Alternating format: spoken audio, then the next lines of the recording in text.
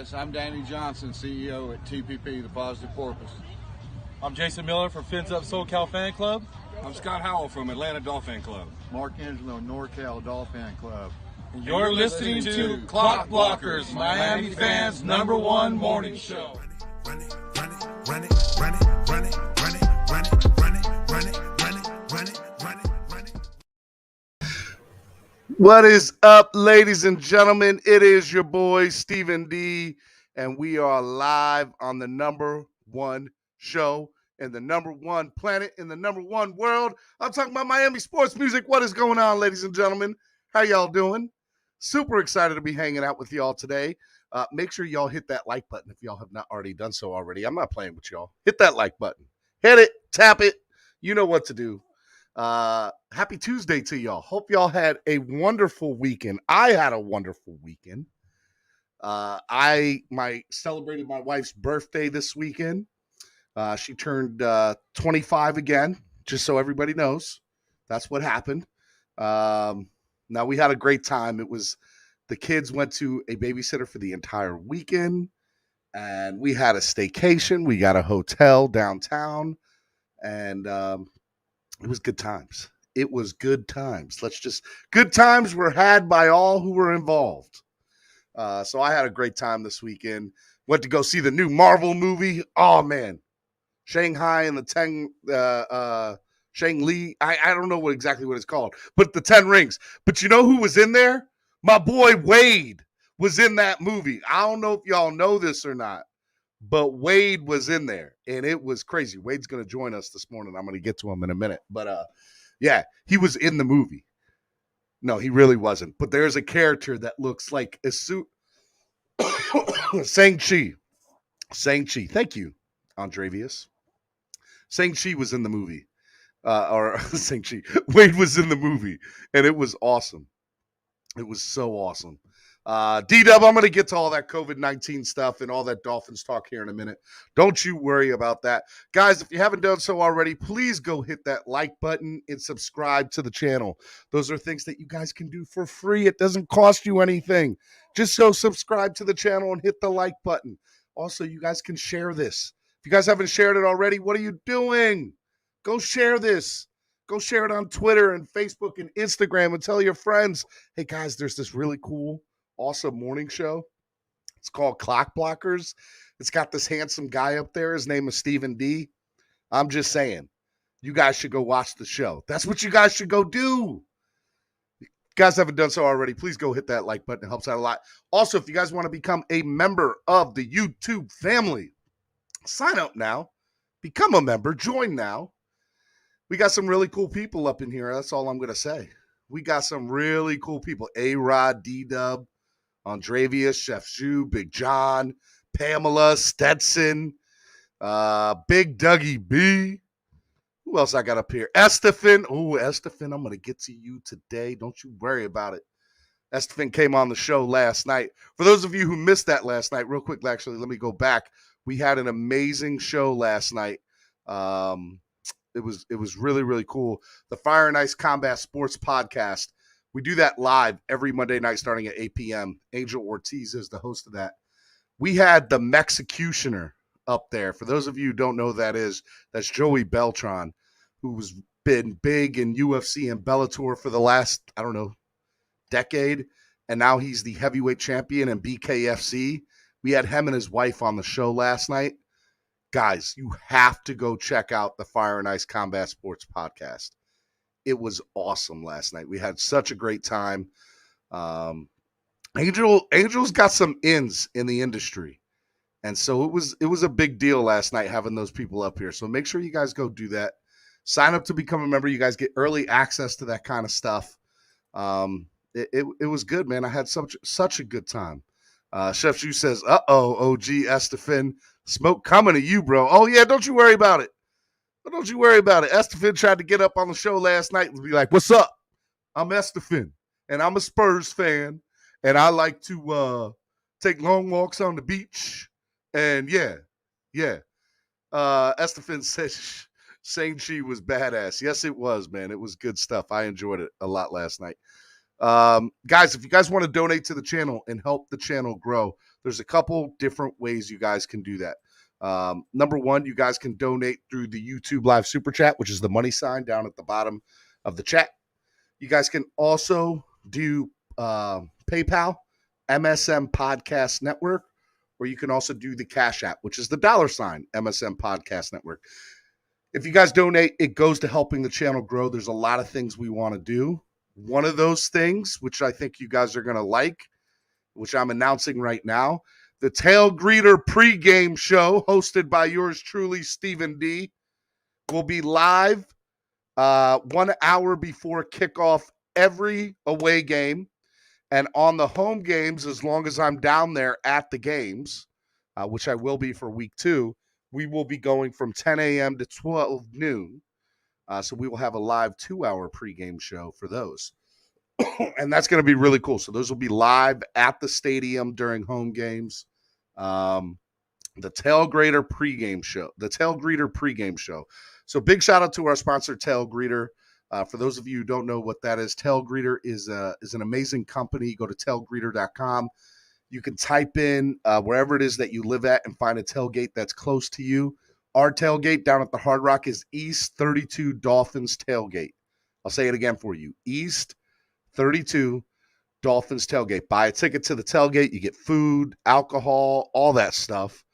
You also, Solo D is going to perform. I'll be hosting a pregame show from there. You'll have appearances by Wade O. You'll have appearances by Allie, Dolph Freaky. There'll be a lot of appearances there. It'll be a great time had by all. So make sure you guys go to tailgreeter.com. Get your ticket to East 32 Dolphins Tailgate. It's going to be a good time. It's going to be a good time. All right. Let's see here. What else we got here? Also, follow them on social media at Tailgreeter. Okay. Guys, we're going to have a good time today. You want to know why we're going to have a good time today? Because it's Tuesday of game week. And you know what that means? That means we're going to enjoy some Miami Dolphin football talk. So let me bring in my co-host that I do each and every Tuesday. Y'all love him. Y'all know him. If y'all watched the new movie for Marvel this weekend, he was definitely up in there with one arm and a blade. Whoo!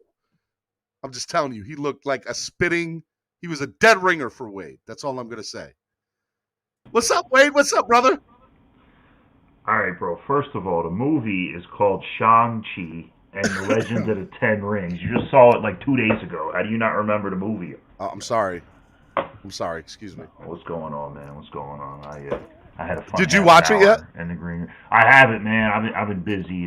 Did anybody else text you and say that the guy looked like you?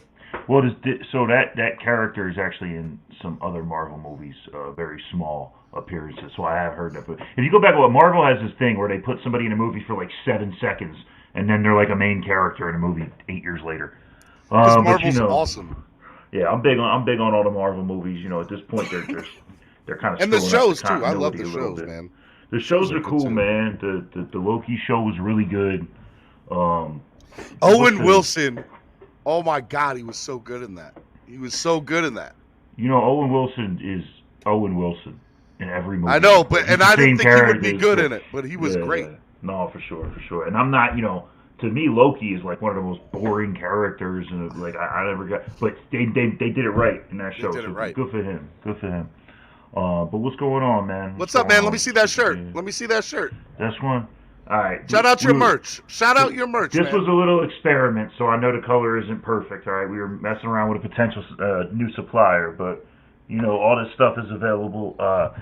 The link is kind of goofy, so just go to What Would Shula Do on Instagram. There's a little link right there. Make it a little bit simpler. What would Shula do on Instagram? Go to the link, and you guys can get. Oh no! Look at that. You got cups. You got T-shirts. We got all kinds of crap. Our boy Cameron, I'm waiting to hear back from him down there at East 32. Potentially going to do some hat work for us, and I am excited for this Moon Knight movie if it ever happens. It's funny. This is way off topic and not Dolphin stuff. Hey, that's all right, man. It's the morning show, man. We could talk about this stuff in the beginning. We can wait a couple minutes. Are you excited for that? Yeah, for sure. I mean, I don't, and I'll be honest, I'm not one of those guys that like looks up, a couple years ahead of time and sees, when the movies are coming out and stuff. But I do know that Kevin Smith had a conversation quite some time ago about trying to get involved in getting the Moon Knight movie made. So I don't know if that's part of it or not. I know he's making. Well, you know he's making what is it, Clerks 3 right now. I know. Way long overdue. I actually have. You know what? If we're talking about Kevin Smith, hang tight. Give me 10 seconds. So. I love how we're doing a live morning show and you just get up and leave the camera. Hey, listen, it's all about the aesthetics and the props, right? So check this out. This is sitting in my fridge. What is that?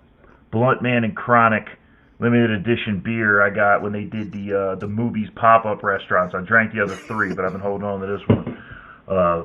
Stupid cool. If that's coming to your city, anywhere near you, I mean, it's a little Explain pricey to for some people fast food. But... like me who has no idea what that is. So, if you watch the Kevin Smith movies, there's a reoccurring theme in his character named Movie, who's kind of like a shot at Disney, Mickey Mouse type thing. And if you watch Dogma, they actually go into the boardroom and shoot up a bunch of the people or the movie executives. If you watch Jay and Silent Bob Strike Back, they stop at the fast food restaurant. Clerks 2, they're actually working at the fast food restaurant. But it's just kind of a reoccurring theme in a lot of the Kevin Smith movies. And so you're telling me Kevin Smith has his own movie universe before it was cool to have your own movie universe? Way before. It's called the Skewniverse or something. The company's called View Askew that does their movies. But anyway, long story short, they were doing this like country tour, and they were doing these like pop-up restaurants. So I went and hit the one when it came to Denver. They actually were making some really cool kind of city-specific merchandise and all, but they sell, burgers, fries, like fast food stuff, but it's all like themed after the restaurant. And they did a limited edition beer run with a New Belgium Brewery. It's based out here in Colorado. Y'all might know them for the Fat Tire beer or something like that. But Anthony's saying now it's a Disney Plus show. I gotta get I have like every streaming thing in the world except Disney Plus, man. I gotta get up. You're missing out, bro. Well, that's what Loki's on. Yeah, no, I mean I've seen it, but I don't got. That's the only one I don't got. I got the HBO, the Paramount. The Paramount one's dope. The Hulu, Netflix, all that. I got so much of that crap. I don't even know. Do you watch Yellowstone? Yes, sir. Love me. It's probably the best show. It's the best show on TV for sure. I don't even go say probably. Love Kevin Costner. Love Yellowstone. Great show. I never thought I would like Cowboys in Montana, but I'm with it. I'm with it. All right, man. Let's talk a little bit of Dolphins football. So some news came down the pipe yesterday while we were chilling. If you were barbecuing, whatever it is that you were doing, and basically, 2 people. Actually, wait. Before I even get started with that, there is one more thing I want to talk about that's not Dolphins related. I live up here in Baltimore, and I love The Wire. The Wire was such a great show. I know a lot of people that were extras and also small characters in the show. And one of the main characters in The Wire was this guy named Omar. And the gentleman who played him passed away yesterday. Unexpectedly, 46 years old. Old Omar passed away, man. And so R.I.P. to him. But I was such a big fan. I mean, he was in Boardwalk Empire. I'm trying to think what else he was in. He was in a lot of stuff, man. And it was really sad when I got the news yesterday that he passed away. They found him, Michael K. Williams, 1966 to 2021. So that was sad, man. I didn't like to see that. Did you watch The Wire? So I'd be real. I never really sat and saw the whole show. You know what I mean? It was one of those things like I saw an episode here or there. I walk in on somebody watching it. I'm like, oh, man, I got to get to this. I just never got to it. But for those of y'all that don't really know, like, that show kind of put Baltimore on the map a little bit. Like, Baltimore ain't really ever been focused in many things on, like, the media scale. You know what I mean? It was a really important movie. Plus, around the time it came out, it was shortly after, like, Oz and The Sopranos and like, when some of these, like, really, for lack of a better term, real shows came out. So, like, stuff like this really changed TV, because HBO had been around for a while, but, like, it was specials, it was comedy, it was boxing, really. Boxing is really what, made HBO a ton of money. But, like, these kind of shows right around that, like, late 90s or mid-2000s time is really what kind of opened up TV. Like, I make jokes about it now. Now you see like TV commercials where they're sort of, hey, buy this thing to shave your balls. Like, you would never hear stuff like that on TV when I was a kid. And I'm serious. That's a real ad. But like, you would never hear stuff like that on TV, like when I was a kid, like back in the 90s and stuff like that. Everything had to be squeaky clean. Like South Park would say, you know, the word shit, and it was like national news. You know what I mean? But it was really a lot of some of these hard hitting shows like The Wire, like Sopranos, and all that stuff to kind of open that realm down and show like, no, people want the real stuff. And it really changed a lot of, you know, what we see nowadays. Even though nowadays most people don't have cable, they go on, you know, Netflix or Hulu, whatever it is. But like, you know, even in the commercials and stuff on that, like it's a lot more kind of wide open. You know, I'm definitely not a censorship guy. So that show was important, man. Well, two other things I real quick want to give a big shout out to. One is Gorilla Luke. Gorilla Luke was really, really sick with COVID. He was not good. He was in the hospital for a while. And Gorilla Luke is now out of the hospital. He's made a recovery. Not quite full recovery yet, but I want to give a big shout out to Gorilla Luke. Just let everybody know I love you, brother. I'm thinking of you. I can't wait to see you in a couple weeks, or at least I hope I get to. I don't know how you're going to feel or not, but no matter what, I'm just glad you're doing better. And then I also want to give a big shout out to this man right here, Big E of Dolphins Talk. A lot of people know him as NFL Fan of the Year. My man going through those kidney stones. He put out on Twitter yesterday. So love Big E, love Gorilla Luke. Just want to let those two guys know I'm thinking about them both, and just get better, both of y'all. I know you know both those guys. I know you know Gorilla Luke really well. I felt bad, man, because I hadn't talked to Luke for a little bit, and I had gotten some news that he was doing better. And I reached out to him. It was last week. We had a thing for our boy Jay that had died a couple of years ago, and he was still not doing so hot. So, from my understanding, he's like, I don't know what you want to call it, 80%. He's like Malcolm Brown's knee. So, you know, hopefully we'll see him at week 2. Luke, I hope you're out there feeling better. Hey, cranberry juice, man. Take some vitamins, y'all. This kidney stone thing is I've never had. Yo, Big E, I'm trying to tell you, man. Bro, it's always scared the hell out of me, man, even the thought of it. So take some vitamins, people. Let's go. Where's my stuff? I'm going to go get some right after this. My vitamin D. All right, now we'll talk about some Dolphins talk. I appreciate y'all bearing with me with all that talk this morning. Flipside Fishing says, kidney stones. Yikes, both them boys having bad days. Best wishes. No doubt. Okay, so yesterday, I'm chilling at home. I get this text, this alert from ESPN app, basically saying Adam Shaheen and Austin Jackson have both been sent to the COVID list. And Adam Shaheen, because he's not vaccinated, is automatically on there for 10 days, so he's going to miss the first week. And so we don't know quite yet what the deal is with Austin Jackson. But, man, let me tell you, that was not the news I wanted to hear going into Patriot Week. For sure. So start with Shaheen, first of all. Shaheen's obviously a big part of the team's game plan. You know, Smythe and Gesicki are both not under contract next year. There was even some talk, if you guys go back and look at that interception to it through in the preseason, that was like basically forced to Shaheen. I don't know how true this is, but I got some news from someone on good authority that the team was basically telling him to try to force the ball to Shaheen because they want to get him more involved in the game plan. And then if you look, like one of the first practices after that, they had 2 drives that ended with Shaheen touchdowns in like 6 minutes or something like that. So Shaheen's obviously a big part of the game plan. And, you know, I don't want to spend too much time talking about like the NFL's policy on here, but it's really kind of strange that like they're saying they don't want to be open and honest, like they don't want to, you know, put players' medical information out there, but then you can clearly tell who's vaccinated and who's not based on how long the suspension is, or I shouldn't say suspension, how long they're shut down, let's just say.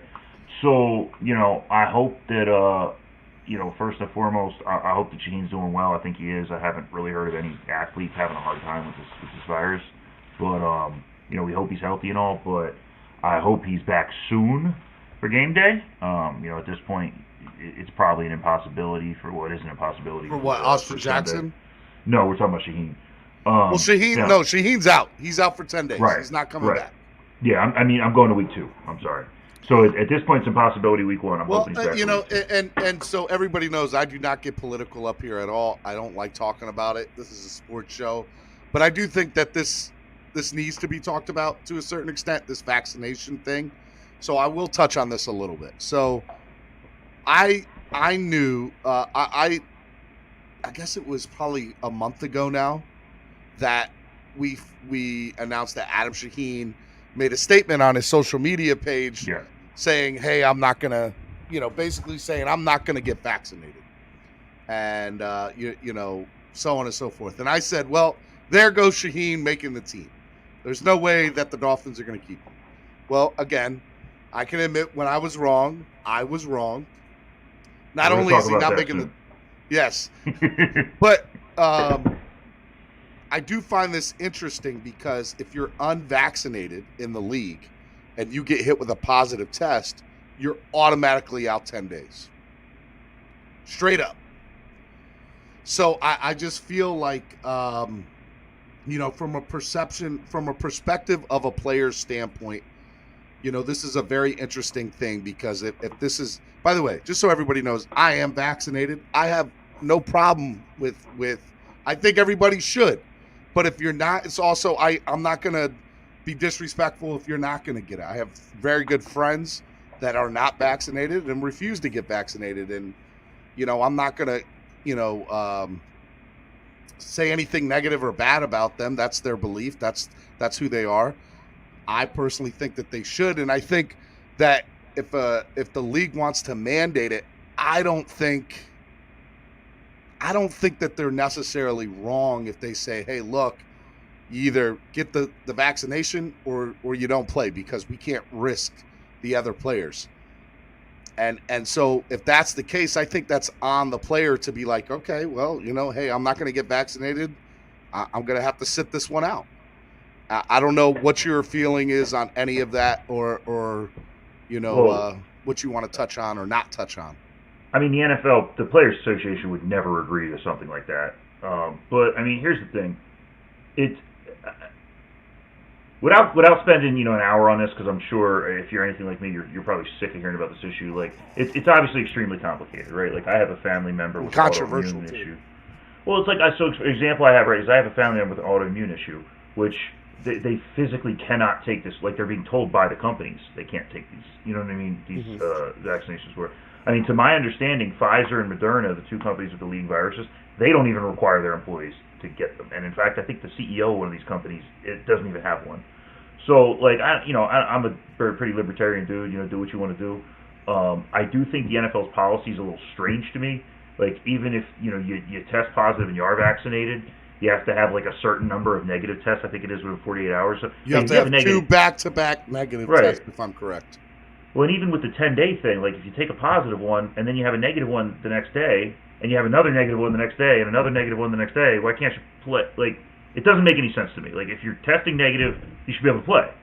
The NFL, the Players Association, they did give the players the choice to opt out. To my knowledge, the same thing as last year. For sure. And I don't know if any players did, actually. So listen, here's my opinion on it. If you're someone that's extremely at risk for this, you're probably a little late on the train. You probably should have had the vaccination already. If you're someone that doesn't want to get it, don't complain and moan if you get sick. And in general, take care of yourself, man. Take some vitamins, exercise, eat healthy, sunlight. Real quick, I just want to Shaheen Wooten, a majority, I want to say 85+% of our team is vaccinated. And as long as 75% is, you can't forfeit based on an outbreak.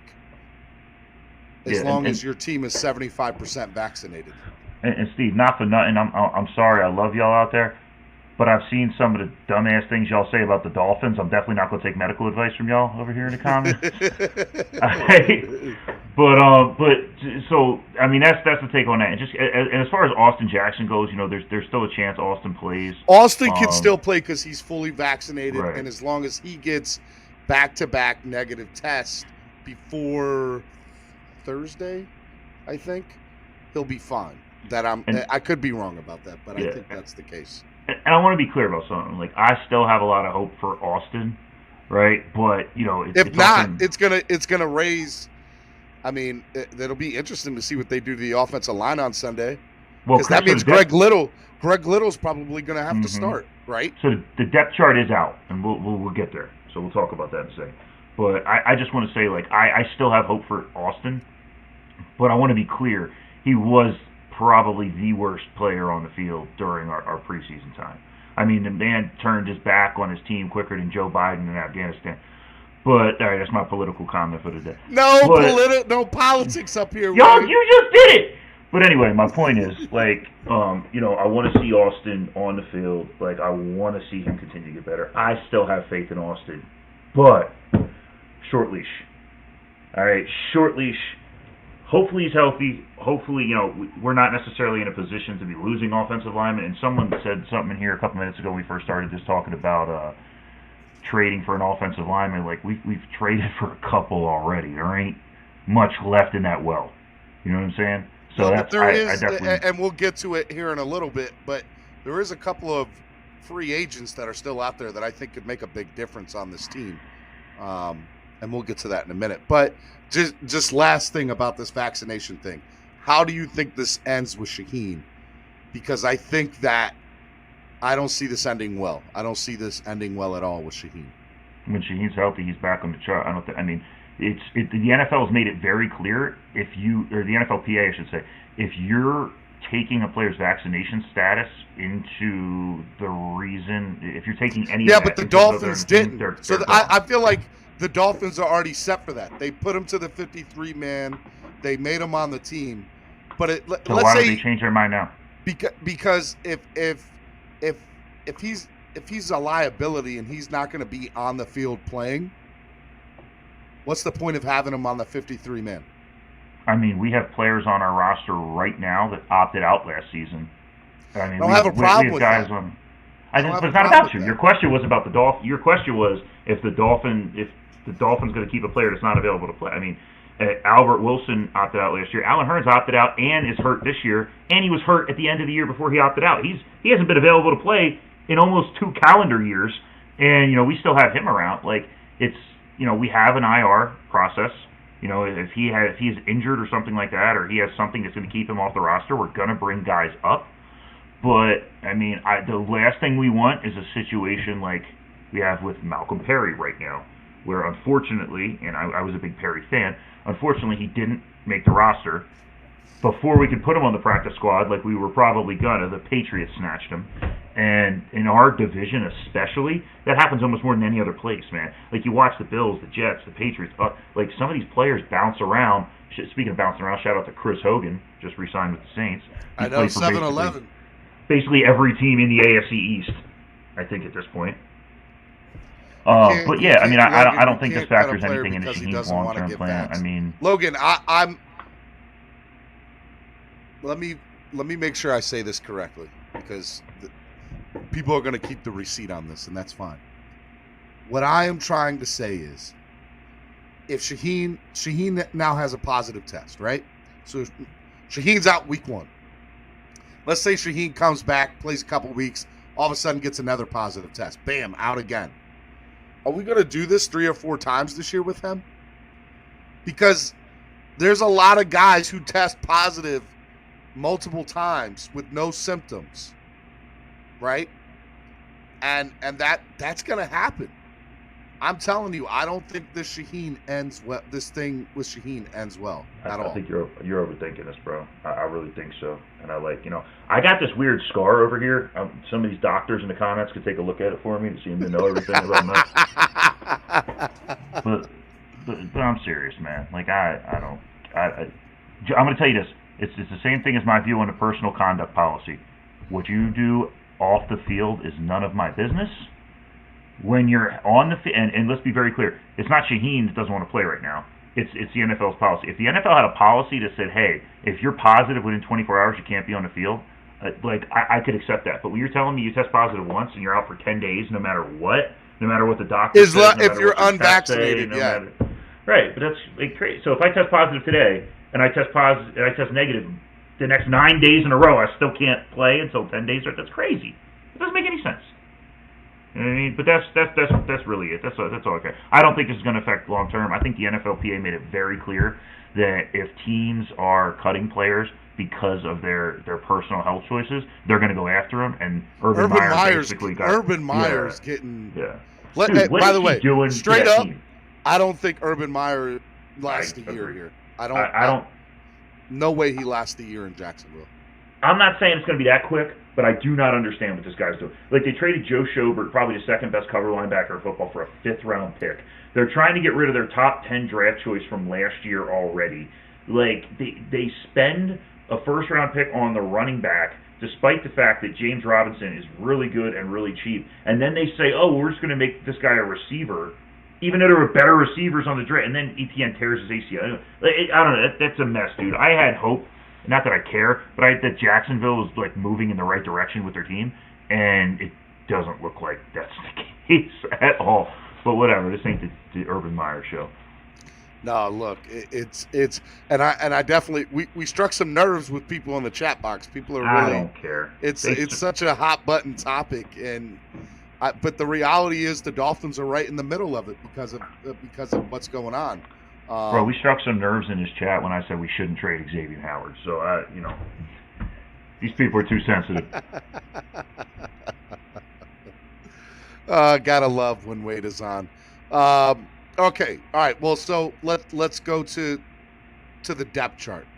Jesse Davis is now the starting left tackle with Austin Jackson out, right? So, like, what do you think about that? Like, should Greg Little be playing? Are you okay with Jesse Davis? How is this offensive line going to work heading into the first game against New England? I guess we'll go position by position here. So on the official depth chart that was released, Greg Little is actually the backup at left tackle. Now, this could change, right, because Austin Jackson is still listed as the starter with the little asterisk of, what's going on with COVID. So this isn't really a surprise over the last couple weeks, but I did not think we'd be in a place where Michael Dieter is our starting center. And not only is he starting, but like there's not even a real challenge to it. You know what I mean? Like he's cemented there. So, for a little bit it looked like he was going to be kind of a bust. Hey, get your libertarian ideas off this video. Me and my freedom. How dare I? I'm sorry. So anyway, Michael Dieter over here, like I like it. I'm interested. I still think that center could potentially be a high draft choice for us next year. And I really mean this. That kid out of Iowa, whose name I cannot remember right now. God, I can't remember his name. I'm sorry. But he's looking really good. There's a couple other centers and stuff out there. I thought we were going to make another move for center, and we didn't. So I'm interested to watch Dieter this year. Quinn Mernez. Is that it? Yeah. Anyway, look, I want to give Dieter a shot. We gave Karras a shot last year. Karras did not play great, but he also Dieter's starting horrific. at center. Yeah. We're talking about tackle. No, I'm talking about Michael Dieter this whole time. Okay. Yeah, but I'm talking about. So they went into the season. Austin Jackson doesn't play if he doesn't play on Sunday. Correct. I think that's going to make a big difference on how this offensive line looks. We'll probably shift some stuff around for sure. I mean, I don't imagine we go in with Greg Little starting at left tackle, even though he is listed number 2 on the depth chart, like I said. But I mean, what's the huge difference? It'll probably be Jesse Davis at left tackle, Liam Eichenberger right. I mean, just being honest, that's probably what it's going to look like. I doubt they really move too many pieces around. I mean, Robert Jones might get some Coach snaps. Flo in the press conference yesterday said he went through like 17 different versions of what the offensive line could look like and played around with it at practice. Yeah, and that kind of scares me a little bit. Nah, that's what he's supposed to do, man. That's what he's supposed to do. It I doesn't mean they're going to be starting. Yeah, but if you don't have a somewhat idea of what it's going to be, I'm not saying he doesn't. By the way, I'm not. Let's not get crazy. I'm not. That was about to be a whole new conversation. Yeah, I'm not questioning Coach Flo, but the way it sounded, and I know that's not what Flo meant. The way it sounded kind of scared me a little bit. It's like, whoa, hold on, you're you're playing with 17 different versions of the offensive line. Why don't you know? Like, you should already have this of what it's going to be. And so that goes back into Mr. Panay Saywell, Wade, that you are. We should have done a better job of preparing this O-line.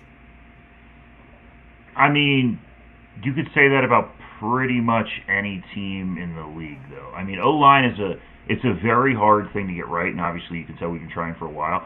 I don't think that him trying out new stuff at practice is a bad thing. I don't think, I think there was a report, there was some new combination we used yesterday that we'd never used before. I don't think you're going to really see that on game day. You know what I mean? Like I said, this is kind of why I phrased it like this. I don't think you're going to see a lot of surprises, man. I think what will probably happen if Jackson can't play is you're going to kick Jesse Davis over to left tackle, which we've seen Jesse Davis at left tackle in actual games before, right? So this is not something that's never happened, right? And then you're going to put Eichenberg in it right. I mean, Eichenberg's a tackle. It's his natural position. He played some snaps there during preseason, during training camp, right? Him and Jesse Davis actually kind of split time with the starting team throughout that whole process. So Jesse Davis, I don't even think necessarily has that job cemented or anything like that. So, yeah, I mean, it is what it is. Like, I think Thank that's you, what Irving. What's Irving says the way about? I pronounce NFL players' names is funny. Say Noah Igbenogany. Noah Oh. Igbenogany. There you go. I did it. I didn't call him Iggy. I didn't call him Iggy. All right, real quick, I want to say one last thing because I love people in the chat. I do. Okay? You know, what is my social media handle? Spread kindness, positivity, and love. Okay? Part of being positive, part of being kind is understanding that some people are not going to have the same view as you. This is the only thing I'm going to say about it. I'm not going to have anybody comment on this. I'm just going to say my little piece on this, and then we're going to get back to talk to the Dolphins football. But check it out, bro. It is okay for somebody to have a different political stance than me. It is okay for somebody to not agree with me. And a year and a half ago, I used to not think that. And then I had friends like Wade. I had friends like Eric Carrier and Brad Wimes and who else? Angel Ortiz. A lot of people kind of sat me down or broke it down to me in a sentence and basically say, I love you, Steven, so it's okay for me to they made it seem, I don't know, it just something clicked in my head that even Wade and I might not have the same political beliefs, but that's not to say that Wade doesn't want what's best for me. Wade, do you have a problem that I took the vaccination? No, if anything, my biggest issue is that you should change that spread positivity thing just because of what's happening right now. You want to get smart and be, but what I'm saying is at the end of the day, like I'm never gonna, bother Wade for his choice, or I'm never gonna bother. And by the way, Wade hasn't even announced what his choice is or isn't. I mean, I did say I was a libertarian. I did, Yeah, and so people. I don't think most people even know some what that people means. were in the comment box saying that you were part of the problem. I think people like Wade and me getting together and talking about stuff, not on this platform, but getting together and talking about stuff, that's part of how you create healing. That's part of how you create the opportunity to get people to learn how to be with one another. Right? Like, so, I mean, that's basically what this is, man. Like, I just want people to know that you can talk to somebody that doesn't have the same beliefs as you, whether it's political, medical, it does not matter. Just sit down, have a conversation with them. Unless you're talking about trading for Deshaun Watson, then you can get the hell out of here. I just wanted to let everybody know I love everybody. I love everybody. Okay, enough about that. So the other thing too is free agency. So there was a free agent tryout that happened, I guess it was yesterday. And there was a lot of names on the list. And even the Dolphins brought in a couple of people for some free agent tryouts. But I did not see any O-linemen that the Dolphins brought in. Any. So I was really surprised that the Dolphins weren't bringing in free agents for the O-line. I'm not. And I mean, it's not because I don't think there's not a room for improvement. It's because I don't know if there's necessarily a lot out there. And when you look at how many people we brought in this offseason that didn't make it, I mean, Timon Paris, DJ Fluker, Matt Skur, I mean, we could go on and on. I think they know what they got, and I think they know what's out there. And listen, there's going to be some O-linemen added to this team in the offseason, whether it's a big-name free agent or probably through the draft. But the first game is in what, 48 hours? Less than that? Like, our first game is less than a week away. We know what we got. Like, this, I know, it's crazy, right? Like, Dallas and Tampa's Thursday night. What this roster looks like, for the most part, is what it's going to look like as we go through the season. I mean, I still think there's the potential of a Gesicki trade. I know nobody wants to hear that. I'm just potential. But other than that, I agree with you, by the way. Yeah, I just don't see. Although I think as long when Shaheen gets off the COVID list. I was about to say, as long as this whole Shaheen mess is going on, I don't know how plausible that is. Well, so as we bring this up, right, one of the other things I thought was interesting on the depth chart was Hunter Long. I mean, Hunter Long is listed as the 4th/5th tight end, and behind Ethan Carter. Well, here's the deal. You know how I feel about Ethan. I know. I like Smythe. I like Shaheen. You don't go out and take Hunter Long in the 3rd round because you're happy with your tight end room, despite the fact that we got the most receiving yards ever on the Dolphins team out of our tight end room last year. And I don't think it's that we don't like the players. Because there was nobody else healthy, Wade. No, I agree. But I don't think it's that we don't like our players. I think it's that Smythe and Gesicki are not going to get paid. And they're both going to be gone. So this could be a perfect example of just, hey, you haven't earned it. And I want to go over some other players on the depth chart that are in the same position. Looking at you, Jordan Phillips. I always do that, man. Jalen Phillips. Jordan Phillips is a Buffalo Bill, I believe. He is no longer a Miami Dolphin. He's got to go. It's been years. I don't know why I'm doing. But anyway, my point is, I'm interested to see. Keep an eye on that, because I think Hunter Long is going to rise up the depth chart as the season goes along. Keep an eye on his snap count. And, again, like, I hate to say it, because I love him. Penn State guy, parents tailgate with us, but I don't know how long in the tooth Gesicki's Dolphins tenure is going to be. These people are still talking about this COVID stuff. Can we talk about the fact, to change the subject here real quick, that I came on this show for God only knows umpteen times, and I told every single one of you guys, and this is why I'm not going to take your medical advice, that Jakeem Grant was going to make this roster, and y'all told me I had no idea what I was talking about. And who's starting on Sunday, ladies and gentlemen? Who's starting on Sunday? Let me tell you, that's something that I was very surprised with. Jakeem Grant was the he was rated number 1 on the depth chart, right? Something like that. So technically, the way the depth chart listed, it doesn't technically list like slot or anything like that. It lists 3 starting receiver positions.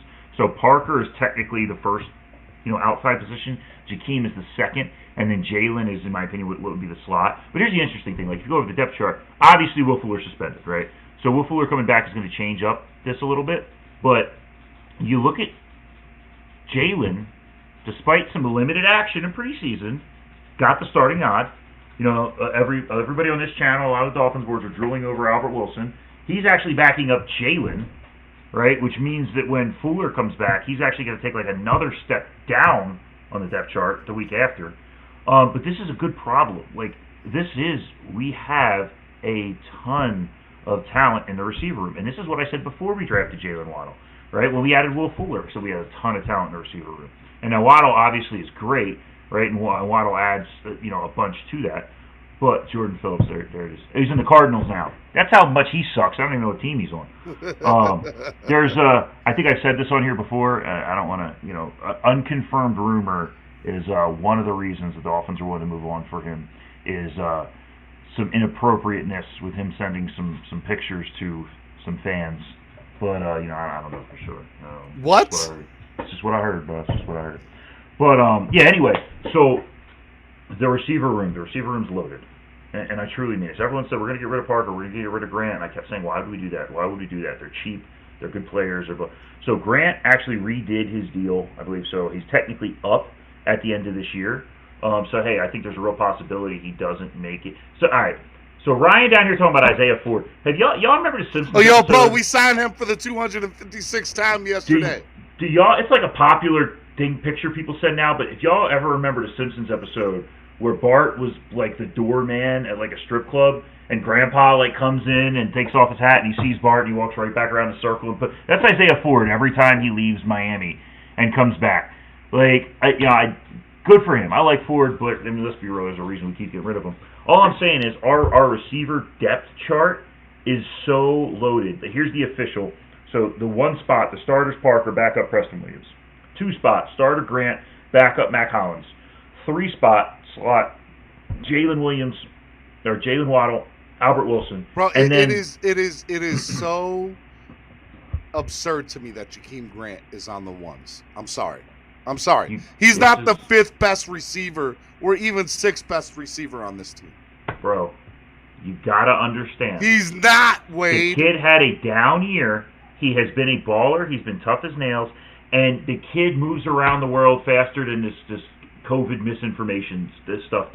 Like, the kid is lightning. He's also listed, again, if you look, he's listed number 1. He's not a number 1. He's number 2, and he's going to be number 3 when Fuller comes back. Are you just listening to the thing I'm saying over here? He's not even a top 5, though, Wade. Stop, bro. Stop it, bro. He's not. So Flores and Greer, they just don't know what they're talking about? Say it again for those in the things that I see just don't know what he's talking about? Like, sorry. Here's the deal. Jakeem Grant's also number 1 on the punt team and the kick team. Waddle's 2. Noah, our boy Noah's 3. Thank you, Trey. This is like depth like we haven't had in so long. Like, and I mean this at several of these positions. And yes, injuries can happen. You can't predict. I mean, like, I don't want to go with this. We've had 1,000 conversations about injuries. But when you look at what Tua was able to do last year with scrubs and nobodies, and you looked at how good he looked in training camp and in the preseason with Williams out, Parker out, Fuller out, all these guys, like, this offense is going to be primed. Yes, we still have opportunities running the ball, but this is going to be a prolific offense, unlike Cam, what we've been able to do. No, I don't. Cam! No, Cam. No, Cam, I don't. we need to talk about those hats, Cam. Cam, yes, he does. Yes, he does. No, the hell I don't.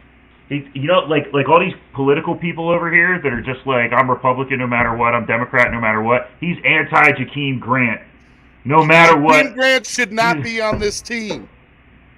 I'm going to say it. There you go. This is other probably people don't want to say it. I'll say it. For all you COVID people, Jakeem Grant is always at least 6 feet away from the closest defender because he's too fast. Parker, on the other hand, is breathing on him. But that's my last political joke, I promise. That one didn't land. All right, it's cool. Can't win them all. So, anyway, yeah, I mean, and that's the receiver side. Now, the real thing that bothers me on this depth chart is our boy Phillips. Okay, I know there's a lot of you fans out here. Here's the deal. I was upset we took Phillips. And it's not because I don't think Phillips can be a good player. It's because Kwity Paye was on the board. Okay, Kwity Paye, by the way, was like the 2nd or 3rd. Say his name right. Kwity Paye? Yeah. Yeah. Well, I think his real name, I think it's like a Tua situation. I think his real name is much longer. But that's what they go by. But I truly believe that, what I was saying, Kwity Paye was like the 2nd or 3rd highest rated rookie through the preseason. And when we were on the board, I didn't believe that DN was a giant need, right? But a lot of people did. So when we were on the board and we had that pickup, I thought the pick was Kwity Paye, 100%. Like, I thought it was going to be Kwity Paye. When they said Phillips, I started scratching my head. And I watched a video, I think it was after the 2nd preseason game, and it was like every snap Phillips took, and it was the most boring 3 minutes of my life. I mean, that dude was nowhere near the ball. Nowhere near, where the play was going on. And a lot of it wasn't his fault, right? It was play design, and they ran a different direction, though. But what I saw in the 3rd preseason game really blew my mind. Like, they had him dropping in the coverage. They were putting him in zones. They were doing all this stuff. And it didn't make any sense to me. And the one kind of positive play he actually had was that play where he basically ran untouched to the quarterback, and the quarterback still got the ball off first. Irving. So, he wasn't all pro. He wasn't all pro. That's all I'm saying. Who cares? Football At fans. kick return specialist, not at wide receiver. Yeah. I'm just saying. How many all pros does your boy Albert Wilson have? All right, keep it going. Keep it going. The same amount that Jakeem Grant does at wide receiver. None. 0. That's fine.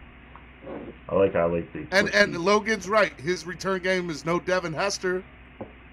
Jalen Waddle. Hold on. Whose return game was Devin Hester's? Nobody. Devin Hester's probably the best to ever do it. That's a ridiculous comparison. Bro, but what I'm saying, but here's what I think, and Logan's probably agreeing, is they're saying that Jakeem Grant is like just as good or like is in the same stratosphere as him. He's not. So No, why are we keeping him? Go back to any other conversation we've had about this, and you can watch. Guys, we don't want to do this again. It took us 24 minutes to get from the intro to Dolphins talk today, so I don't want to keep going about Jakeem Grant. It's out there, and yes, I counted. But listen, I don't care if you like him. I don't care if you don't like him. I hated Kenny Stills forever. The fact of the matter is, he's on the team. When he's on the field, I want him to do well. So, Dante Hall was the best ever. This isn't a Dante Hall, Devin Hester show. Listen, Jakeem Grant's going to contribute. If not, his ass isn't going to be on the field. Simple. Like, and it's whether it's Albert Wilson, whether it's Devontae Parker, whether it's whatever, I want them all to perform when they're on the field. Right now, we have not played a snap in the NFL season. Okay? I want to be very clear. So, after this week, when we got to go up against Sean Wade, who it kills me the Patriots got Sean Wade for pennies on the dollar after he hadn't allowed a single catch the entire preseason.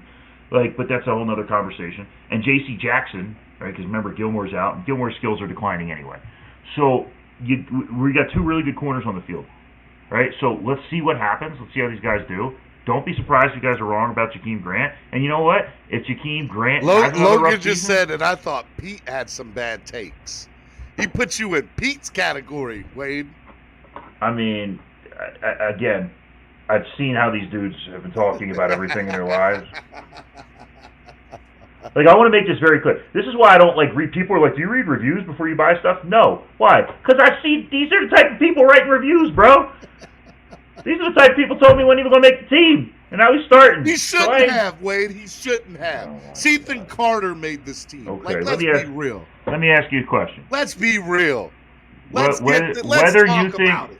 Whether you think he should or shouldn't have, who told you what was going to happen? Come on, you know. Here's the deal. Jakeem Grant's on our roster, and Jakeem Grant's starting. Now, I don't care how you feel about that. Unless you're going to get Flores on the phone and change his mind, that's what we got to deal with. So cheer for Jakeem Grant. And you know what? If you don't like him... EM with the $1.99 donation, Grant will be used as a decoy small box for run. Perfect. Do it. That helps the team. And if you don't like Grant that bad, guess what? He ain't going to be here next year. But he just sound like if you disagree with him, he's going to dismiss you. No, it's so Andrevius, or however the hell you say that. Andrevius. I learned Igbenogany. All right, I learned Igbenogany. I'm done. I'm not learning any more dumbass names. So Andrevius is not a dumbass name. Don't be disrespectful to Andrevius. Anyway, Andrevius, here's the point, bro. Like this particular thing. Apologize to Andrevius. No, I'm not doing that. We talked about this to death, son. We talked about this to death. And all anyone can ever tell me is, but I like Albert Wilson. So that's why I'm dismissing this subject, because it's just, this is done. It's like people still talk about the election. Bro, it's over. It's been over for a long time. Jakeem Grant's on the roster, bro. That's where we're at. You know? Like, it is what it is. Like, anyway, Phillips. What the hell? Whose man is this? Andrevius, please. You know what? Here's what I'm gonna do, because I think a lot of people want your heat today. I'm gonna put in the post the link to up here.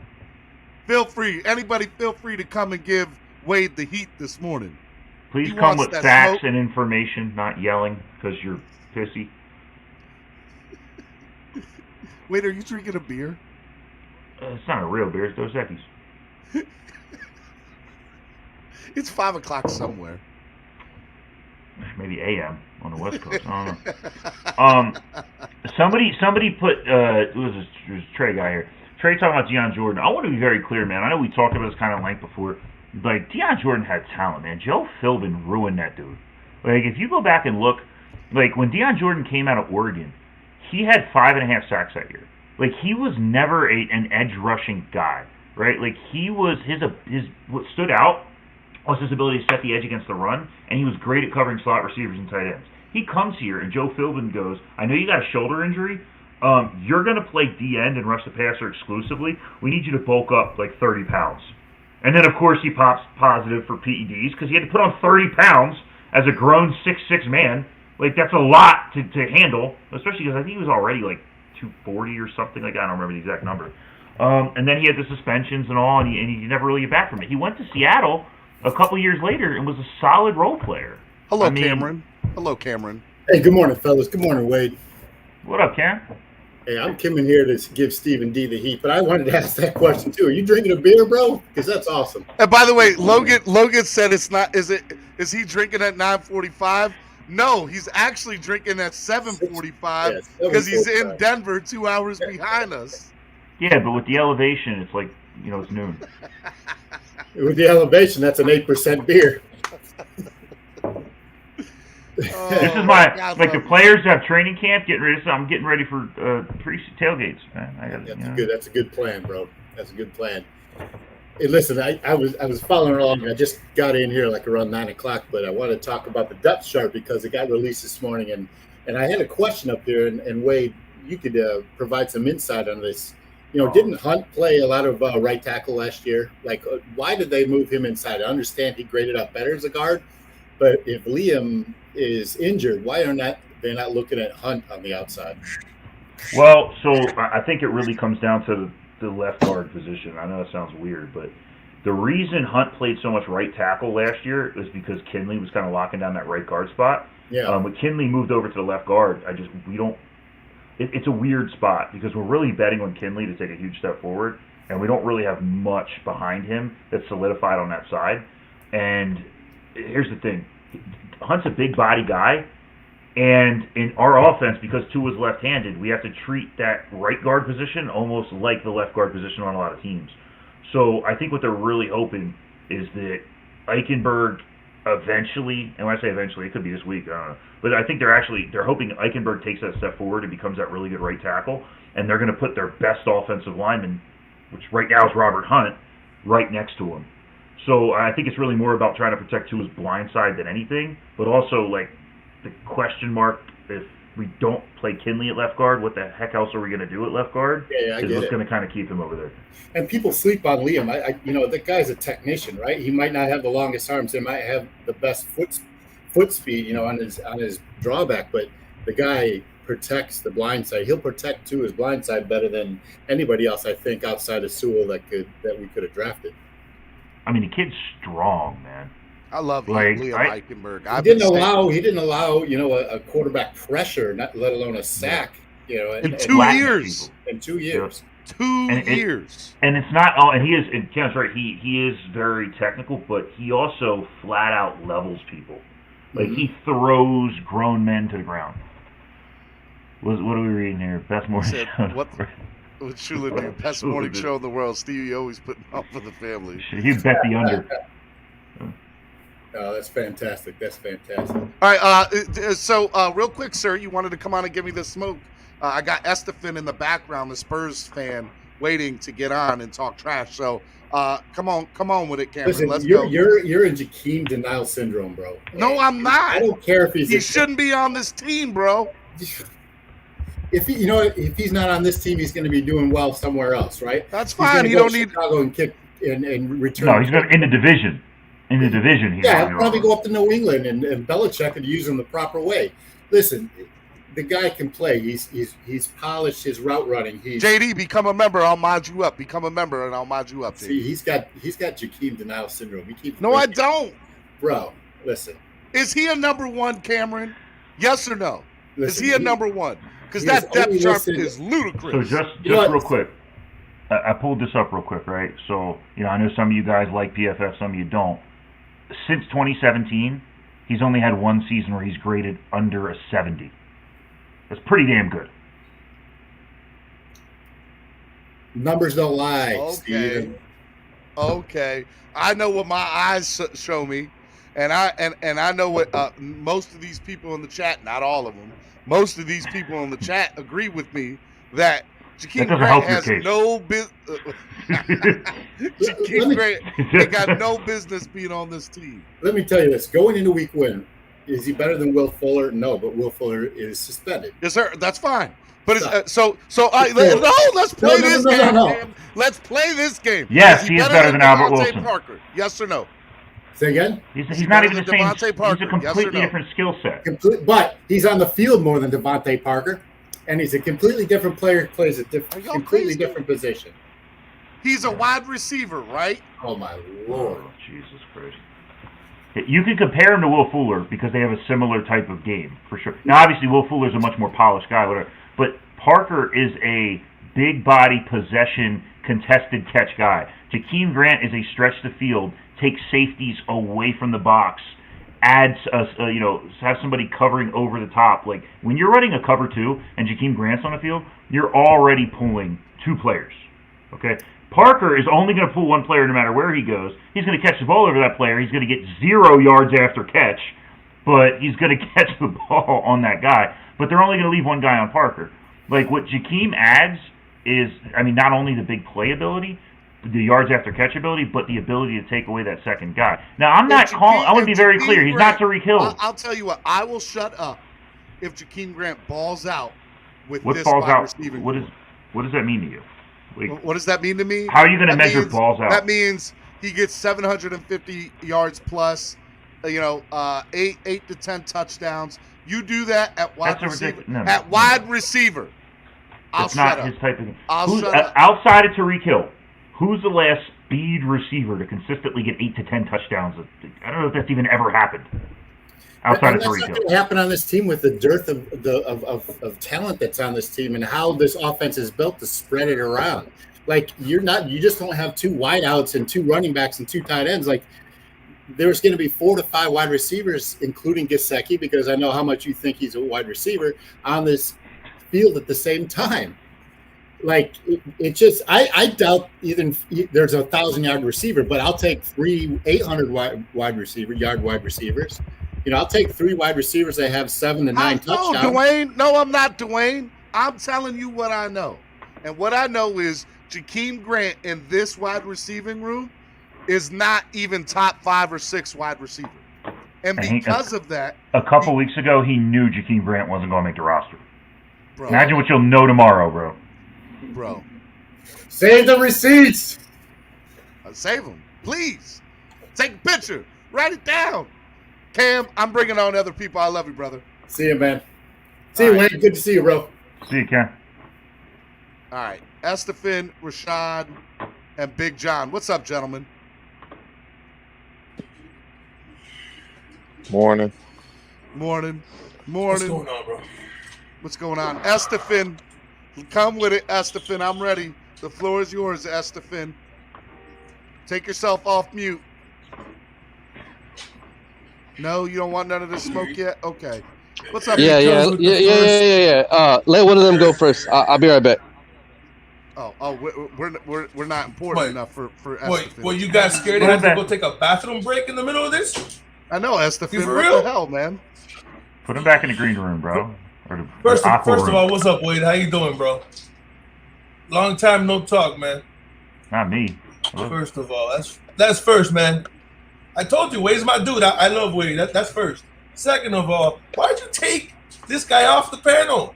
He's there defending Jakeem Grant. There's no way to defend Jakeem Grant, and you let him go? I came on to defend you, and you let him go? He had to go. He said he couldn't stay on long. Oh, my God. Jakeem Grant couldn't catch a water balloon if it was empty. Come on, guy. Are we serious? We're really having this conversation again? Yep. I was trying to find. And again, I tried to end it early for the 85th time. Somehow, this is Jakeem Grant show now. But it's like TD used to do the Caleb I want to ask you one question, Wade. I want to ask you one question, Wade, because you seem to be the only person that I talk to besides Steven who makes any sense. Let me ask you a question, Wade. Hey, you said I made sense. You do make sense. You said you said it makes any sense. No. He this one he made sense. He would take Merritt over Jakeem Grant. That makes Every sense. day, all day, twice on That Sunday. makes sense. I just want to understand what Jakeem Grant has done in the last 4 seasons to make this the hottest topic in Dolphin circles outside of Tua and Mac Jones. Please, somebody explain to me, because I've never seen a person do less and be talked about more. So to answer, well, no, I mean I can answer that. I can answer that question straight up. What has he done to be the hottest? So what has he done to be the hottest topic?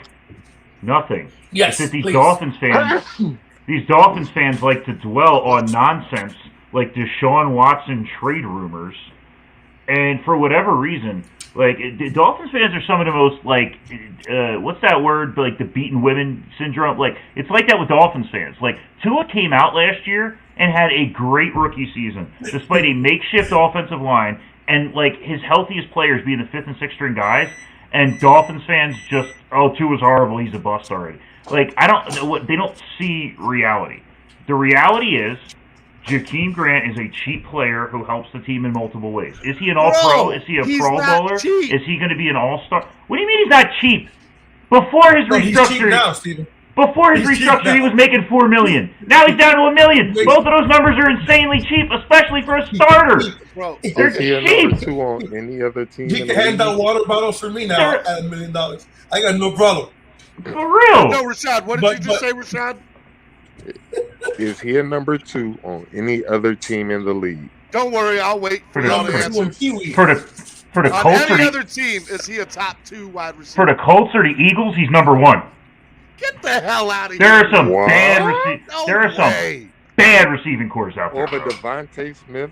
Did you Devontae literally Smith has just never- say all right, hang on. That is better than Did- Devontae Get the Smith? hell out of here. That Devontae literally Smith just has come out of your mouth? stop. Devontae Smith has never caught an NFL. I know he's a rookie. I but understand you that you say guys that. are hyped on a rookie.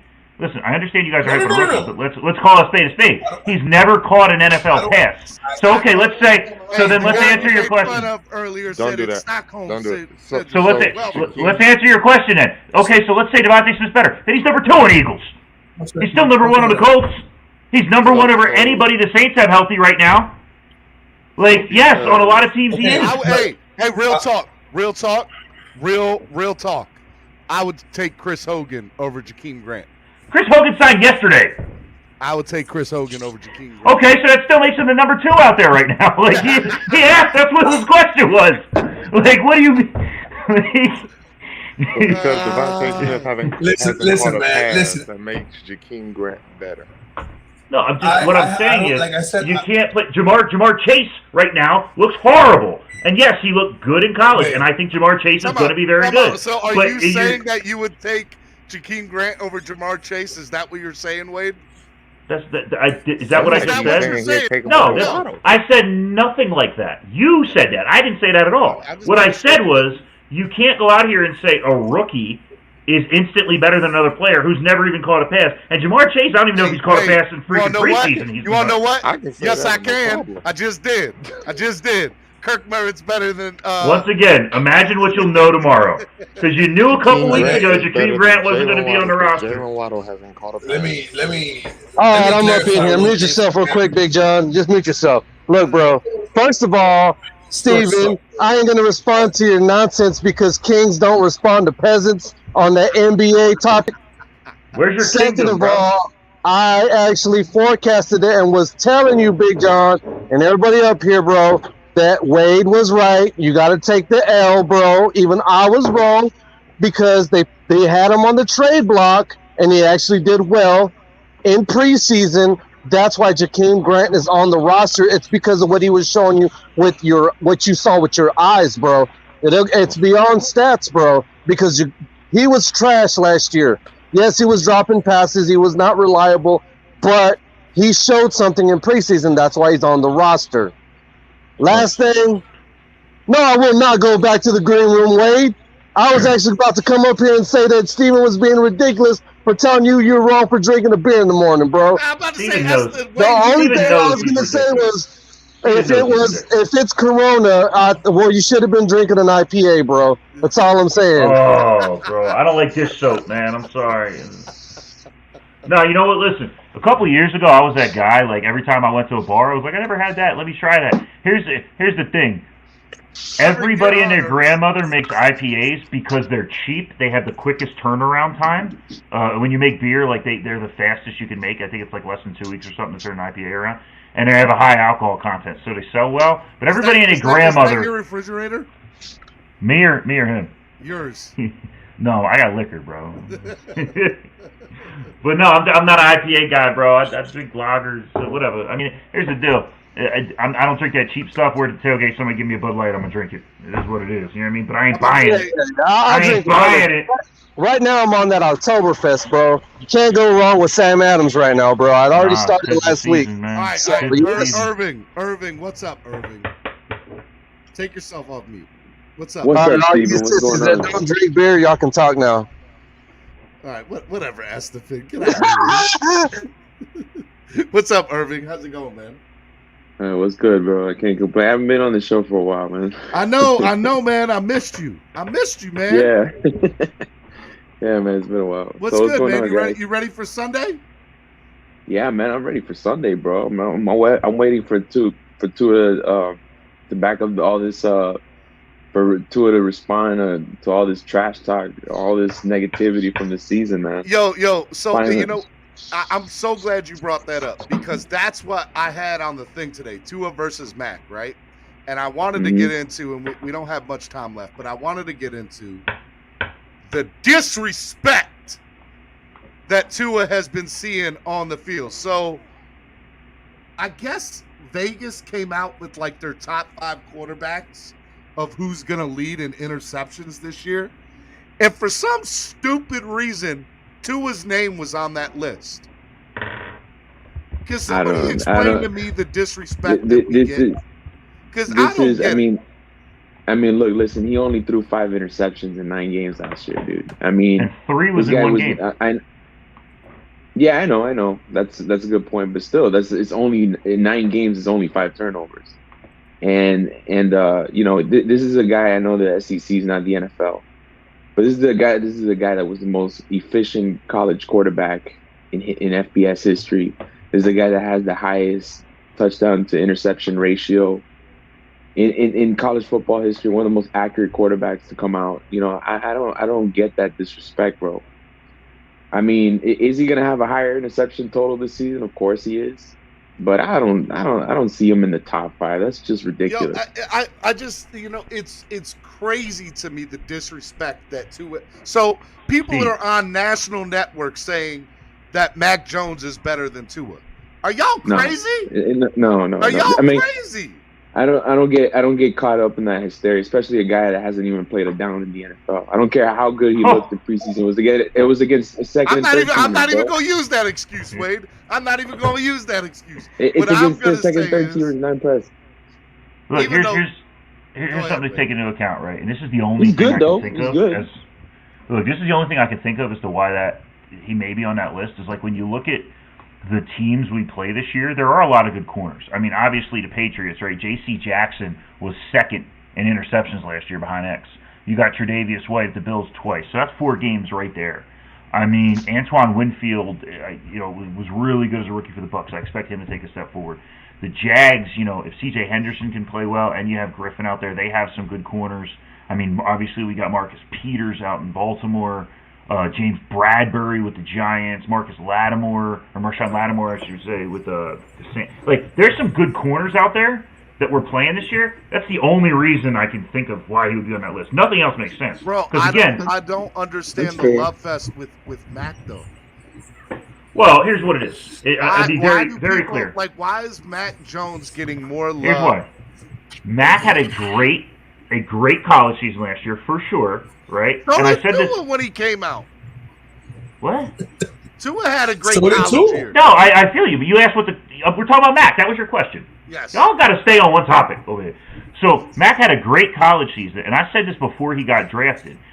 The Patriots are the perfect place for him. He's going to do exactly what they did with Brady forever. They're going to run a very efficient, short pass off. Y'all forget, Brady could never throw down the field for the first decade and a half of his career until he got Randy Moss. That's exactly what they're going to do with Moss. It's going to be a lot of these short throws that aren't going to go more than 5 yards down the field, but they're going to be plays set up to get the yards after catch. I expect Mac to be an issue long-term for us, especially when he steps his game up and gets better in the league. Nope. Now, the dumbest thing they could have did was get rid of Cam Newton for the Week 1 game because we can't stop running quarterbacks. And they pretty much just handed us this game on a platter, especially with Gilmore out. Thank I would you. not have said Thank that. you very much. No, hey, Wade. I want to be You're very right. clear. I would not have said that before Gilmore and Cam were gone, right? I was very clear. I thought we were going to get our asses kicked when those two players were here. And not that I even think that much of those two players, just with the Sean Wade trade that had 3 really Roman good corners. Soldiers brings up a very good point, right? All they wanted to do was talk about how, Tua was great because of the weapons that they had around him. Mac Jones had those same damn weapons around him, and I'll put money in my own swear. Macs were better. No, come on. Yeah, they were. Mac Jones' weapons were better at Alabama. Not once heard on Me national too. media Mac getting the I same think flack so. that Tua did. Not once. That's because you listen to national media. Waddle. Listen, the media hates the Dolphins. And I know that sounds weird. It sounds like I'm just saying that. It's normal for me. I've been hearing it for 25 years. Listen, the year we went 10-6 and went to the playoffs and lost against Pittsburgh, Bleacher Report had us ranked as the worst team going into the next year. The fact of the matter is, we're a small market team, right? Miami's a tiny city. We're a small market team that doesn't have until Tua, doesn't have a quarterback that sells jerseys. And because the NFL only cares about money, that's all they care about. That's what it is, period. So if you don't have that, you suck. What's up, Tony? What do you mean? But we do. Actually, we have I the number one jersey selling quarterback right now. I said us, before they don't Tua. like us. I said before Tua. Okay. I didn't hear that. No, and another thing wait, that is I'm ridiculous about the.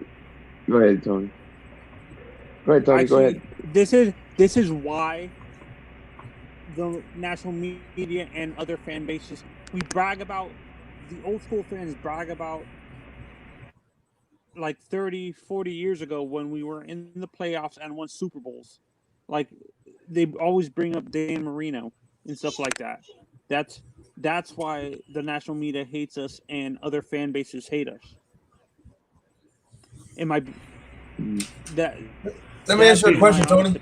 I want to know what the Patriots are going to do for the next 10 years when they have to bring up Tom Brady because they ain't going to do, I'm sorry, Steven, stuff. I'm going to keep it PG-12, because normally I don't.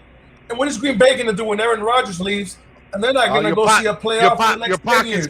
Your pockets can't take the swear, John, huh, Big John? I got you. I got you, Big John. I don't. Yeah, Steven, it's not that I'm trying to be nice. At the end of the day, Green Bay is going to be full of shit, and so is New England. There you go, Steven. Hey, that's the best way. Everybody on the show, this is the best way. This is the best way to That's why I invented donate the to swear Steven's jar. channel. That's a lot. You're good. Steven's going looking for it. Steven's going looking for it. But two things, bro. Two things to that. One, the Patriots are going to be really good. They're going to be really good this year. No, they're not. As long as Belichick is there, they're going to be really good. No, Green they're Bay, not. I don't know. Green Bay has had this weird thing where they went right from Favre to Rodgers and they did all that. I don't know. But I will say, I think Logan over here said. So I will say, I think Logan over here said Miami's not a small market team. That's a ridiculous statement. Miami's definitely a small market team. Miami's one of the only teams. One of the only teams without a season ticket. Guys, hang on. There's too many people talk here. Miami's one of the only teams that doesn't have any type of waiting list for season tickets. Miami isn't even the home game in Orlando on TV. Miami is a small market team. Now, in terms of the Patriots are going to be the same team that they've been forever. They're going to have a really good defense, a really good run game. They're going to be efficient with the ball. This is the best Patriots team since 2007. They don't win more than 8 games. What? Best Patriots team since 2007, right here. Get the hell out of here, bro. 100%. Yo, I'm trying to tell. Wait, That's things. delusional. That numbers. is Yeah, delusional. dude, that is No, it's crazy. not, man. No, it's not, dude. I've been saying the same stuff, y'all, and y'all don't listen. They I've have been a saying great no the way exact to defense. They same have a stuff. great defense. Their defense is good. They have a have top great 5 defense. offensive line, and that rookie running the ball right now, bro, is ridiculous. They You don't got have to a give top it to 5 him, though. offense. Wait, is I just, delusional you Patriots guys, fan paying you? Hey, delusional Patriots fan. I ain't saying it for you, bro. I'm just being honest. bro, Listen, bro. Steven, have I not been saying the exact same? I'm not going to sit here and tell you that they're the greatest steaks in sliced bread and they're top of the AFC, but they're definitely they're definitely respectable, bro. We're not going to run over the Patriots the way everybody keeps thinking that we are, bro. Listen, bro. They got The a hell of gap's a not defense, that bro. wide. It's just not as wide as what everybody that's a Dolphin fan seems to make it be, bro. Like Yo, it really seems like I don't know, bro. You're, Like That's I the can't even universe. debate this no you're more, bro. not. You're not. that Patriots defensive line is You're not understanding. You're not understanding when we say, or when I've told you, I think Dolphins are going to destroy the Patriots in Week 1. It's not because the Patriots defense ain't good. It's just because they don't have 4 top corners. Who's going to cover Jalen Waddle in the slot? You got Casey Jackson. This is numbers, people. 11 Yeah, on but 11. Football hasn't changed, even in Canada. Okay, Yeah, but Big we John, have who's Casey gonna Jackson stop? on one It side. has definitely You have changed the in other guy on Canada. the other side. Sean Big Wade. John, who's gonna Wait, you Sean get what Wade I'm is- saying, big dog? There's only 4 No, I do. corners. Listen, I They get don't what I have do. 4 good corners. I get what you're But they saying, don't but at seem the to end of the day, understand that. People don't get what I'm saying. here's the Big thing. John, At the end but- of the day, it is 11 on 11. It is a 53-man team. But the most important part of a team is the coach, right? And we got a I great agree. coach. We got a great coach, and so do they. And hey, listen, maybe we go in there and win Week 1. Personally speaking, just being honest, the statistics say winning on the road Week 1 is very difficult. Winning in New England is very difficult. Winning in the division is very difficult, right? It's going to be a tough game, and we typically split with the Patriots. But if you don't think that they're going to go out there and give hell to every team in the league, including us, and they're going to have double-digit wins, you're delusional. I never said they weren't going to No. give hell. I'm just trying to explain to people that at the end of the day, it's 11 on 11. Yes, you're right. There's 53 men, and yes, there's an issue. There's 3 receivers that they have to cover with 2 good corners, and when you add And Jakeem Jalen Grant. Waddle in the mix, that's 4 receivers. Yeah, but Big Yes, John, and bro, Jakeem Grant. Hold on, let contain- Irving go. Let Irving go. Let Irving Big go. John, but who's gonna contain that front 7, bro? That Patriots front 7. They got Uche, they got Christian Barmore, they have freaking Matt Waddle Judon. is going to run a They 4-yard have- slant. They can't cover They Waddle. have They're going to give Lawrence Waddle Guy, 7 yards dude. cushion before the They goal. have- Hey, You check it people out. Yeah, but don't Ken watch Waddle- football. promise y'all. Hightower, bro. I promise y'all Who's on gonna- everything. I promise y'all on everything. There is no way in the world that the Patriots win more than 8 games this year. They are not good. And Belichick has done something for the first time that I've never seen him do in 25 years. He spent Desperation. a buttload. Win the offseason. He spent a buttload of money in the offseason because So, he's Steven, desperate. so He's you say that- desperate, man. So, Stop Steven, listen, it. you say they're not going to win more than 8 games. Yes. They won 7 games last year in a shorter season, despite having as many COVID opt-outs as the rest of the league combined, and their practices taken away for almost a month in the middle of the season, and they still won 7 games. And you said it's not possible they win more than 8 games? That's insane. Yep. That's a crazy Yep. statement. So how many games agree. do they win, Wade? I just don't see how they don't have at least double-digit victories with the balance that they have in the trenches, bro. It means a lot, bro. You can scheme your team a whole lot better when you're balanced. And I'm just saying, I know Ramondre Stevenson is not that team, but it goes a long way to helping a young QB when you have a run game, bro. I'm not wrong, delusional. Even Patriots Tua would fan. benefit from He's that, never bro. spent money. He's never Yes, spent he money has. in the offseason. He has definitely spent money, 100%. Not They like don't- this. Yes, Not like but they this. spend it on corners typically. There was times where they had the 2 top-paid corners in the league, and then they paid their own guys. Yes, traditionally they haven't brought in as many people, but they also haven't had this much opportunity to do it because they were always paying $30+ million to an average quarterback. Question real quick. Who has a better defense between the Patriots and Dolphins? Patriots. Dolphins. It's not What? even Who close, said the bro. Patriots? Dude, Well, the Patriots have a nasty front 7, You bro. think Their the front 7 Patriots is have a than better ours, bro. defense than Yes. the Dolphins? Yes, they do. Yes, they do. They're probably better My against the God, run y'all are game. crazy. Oh, Y'all okay. are crazy. against the run game. I give you the run. I might give you the pass, but who has a better offense? It's a wash for me for the defense. They have a better run defense. Steven, you're Wait, y'all overlooking are something. insane. Dolphins have a top 3 defense in the NFL right now. Right now. Bro, Guys, too many people going. So, Steven, how did we go from a middle-of-the-pack defense last year to a top 3 defense all of a sudden? What changed? Well, let me tell you why. Number one, I think our secondary is the best it's ever been in the last 25 years. Did it improve since last year? Oh, hell yeah, 100%. Javon Holland makes it 10 times better. All right, let's get that straight. Devin McCourty makes it better. Yep. Or Jason McCourty. So I just want to be very McCourty. Yep, 100%. So just to be very, Steven, real quick, just to be very clear, the Patriots had the 6th ranked defense last year. We had the 11th. Okay. And I'm telling you, when it's all said and done, the Dolphins are going to have top 3 ranked defense in the NFL this year. Steven, that statement's not going to be true ever in the world. I'm going to explain why. We're never going to have it. Let me talk. Keep the receipt, my guy. Let me talk. Let me talk. I'm going to keep it. I'm going to print it, and I'm going to send it to you. Listen. Please do. There's no way we're going to have a top 3. Listen to me. There's no way we're going to have a top 3 defense because we play bend, don't break defense. We're going to give up more yards. We're going to stop them. As long as we're top 3 in scoring, I don't care. We're never going to be top 3 in yardage because we play bend, don't break. I agree with that. That's why what I'm telling him is in the rankings, we're never going to be top 3. You can write the receipt for points. If we do what we did last year with this offense, I agree with you. But we're not going to be top 3 in total defense. Hello, Pete. Never. Hello, ever. Pete. Forget the receipt. Hello, Pete. What's going on, Steven? What's going on, everybody? Hey, Steven, I agree with you, and I need you to say it one more time. Pete agrees with me, ladies and boy. gentlemen. I need you to say it one That means more it's time. a bad take, Steven. You guys want to sit here and think hey, Steven, you need to clean yourself that the with a horse. Dolphins don't have the best defense in the entire league? You got to be out of your mind. So just to be clear, the Dolphins defense last year finished 6th in points We're going allowed, back to last and we year. tied with the Patriots. Well, I'm sorry, the Patriots were 7th. So let me explain to you. Our I can respond to that. last season could not keep up. I mean, our offense last season could not keep up with our defense. Those guys got gassed out. If we were able to at least move the ball a little bit. Now, one thing I'll say is our starters. The starters on defense are elite. The depth maybe is lacking a little bit, but I think Coach Flores will be able to work around that. Well, listen, but if I'm our not saying offense picks it up, I think we have the best defense in the entire league right now. I think, well, number one, the Rams got the best defense in the league, and Washington's number 2. We could argue about 3, but here's the thing. We're talking about this like we're just talking about defense. The Patriots' defense was just as good, if not better, than ours last year. And you just said it yourself, they spent all this money adding pieces. For anybody to think that if you look at what they had on paper, despite the fact that they lost so many players because of COVID, despite the fact they lost their practices, all that crap, and then they went out and added a bunch of weapons, and somehow they're going to be statistically worse? That's insane. It's that the Patriots are old, I agree, bro. you know. Rashad, statistically. Rashad, go ahead, Rashad.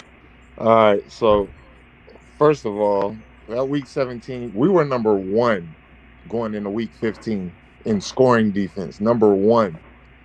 Mm-hmm. When you take our offense going 3 and out over and over and over, that puts our defense on the field to allow more yards. Now, the Patriots are getting their first down. They're going on 3rd down. It's 3rd and 3. They're going to get their first down. They're getting their first down. So that's keeping their defense off the field. So it's easier to get less yards defensively when your offense is actually converting first downs.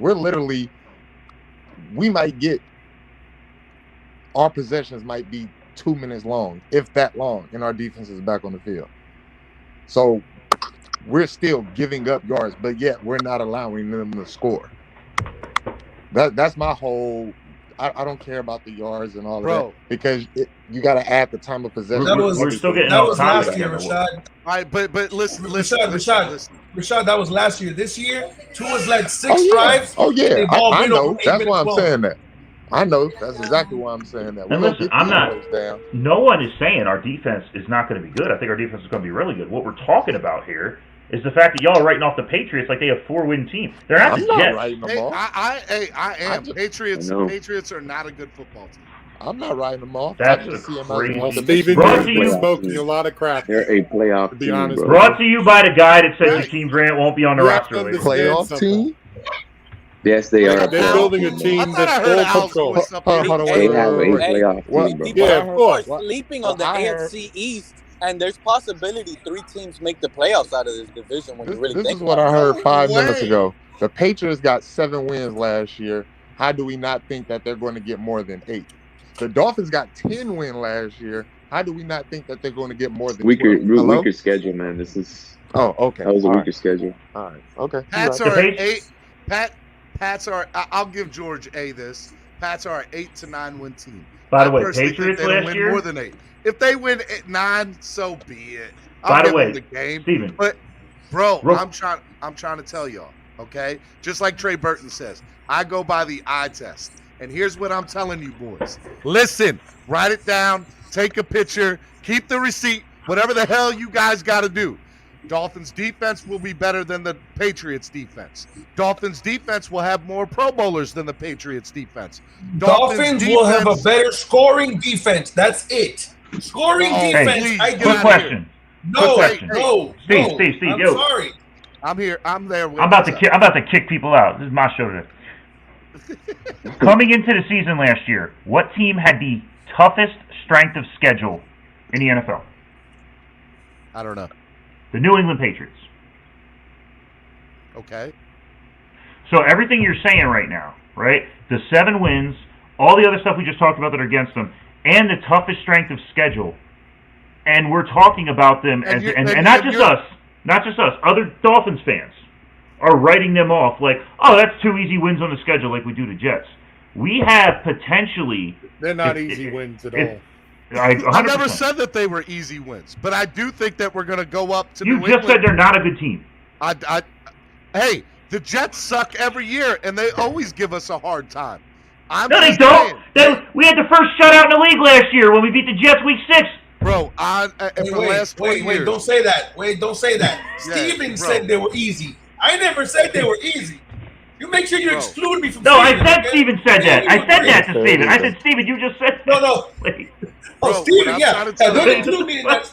I just don't see That's a how stupid there's this comment. praise I'm for never the gonna do Patriots and not the same for the Like the Dolphins didn't improve. We're not talking about the Dolphins right now. We're talking about the Patriots. We praise the Dolphins. The Dolphins are going to be great. Fins up. But you're telling, wait, what you're telling me and the rest of the people are telling me is to go off the numbers, right? And if we're going off the numbers and people aren't doing the same evaluation for the Dolphins, why should I use those same numbers to evaluate the Patriots? The Patriots are not a better You shouldn't listen to people. You should go off the numbers yourselves. Don't listen. Bro. We just talked about how these people in these comments don't know what they're talking about for the last 2 hours. Wait, no, Like, you have said that. Disrespected Andrevius. You better apologize to Andrevius too. Number 2, there's no way in the world. There is no way in the world that the Dolphins don't win. Like, let's be honest, guys. Like, y'all got to be real, man. The Dolphins are going to win the division, and the only reason they don't is the Bills. That's it. No other team. No other team. Not the Patriots. Not the Steven, Jets. we sat here and talked about Tua getting disrespected, yada yada, bro. The only one that could clear all this shit up, I'm sorry, is Tua himself, bro. Like I hope he proves me right. You know what I mean? But everything up until you know, game time Sunday, everything that we're saying, Bill up to for the everything that we're saying is a hypothetical with our offense. Right now, we haven't shown that we can do jack with our offense, bro. It remains to be seen. Tua's unproven. Get up here, He was. I'll be the first one to tell you, buddy. You know that. You know, I don't. Get up here, I will tell you. Listen, I don't even know what he's talking about. What do you mean? Hey, Steven. Yeah. I'm trying to get EM. Here's what you're going to see Sunday. You're going to see a heavy run, short pass, high completion offense from yard after catch. Okay, very yardage after catch, exactly. You're talking about. Here's my problem with that. I agree with you, but here's my problem, Al. Even though we agree, I think even if they try to do that, okay, the Dolphins this year, they're going to go after him because their 2 tight ends that they signed for like $80 million aren't going to be there Sunday. So who's Mac Jones going to throw to? Look at this. That's a Nelson Aguilar. Look at I'm this just saying, disrespect. I just got a question. Kyle Brandt, Michael Robinson, Peter Schrager, all have the Patriots in. Okay, so everybody's confident in Tua, right? For the most part, everybody on this panel is what it seems like, right? Did any of y'all draft him in y'all fantasy leagues? I tried. He's my backup. White and Taylor. I tried. He's my backup. I had a fantasy league. All right. Hey, I don't have to. I don't have to draft Tua. Round. I don't have to draft Tua. I put $250 down. Miami was going to be first in the AFC East. So when they do it, I make my money back. I don't got to do a fantasy league. And by the way, the only person I like on this show is the female. That's the only woman I look at anyway. I don't know who these guys are.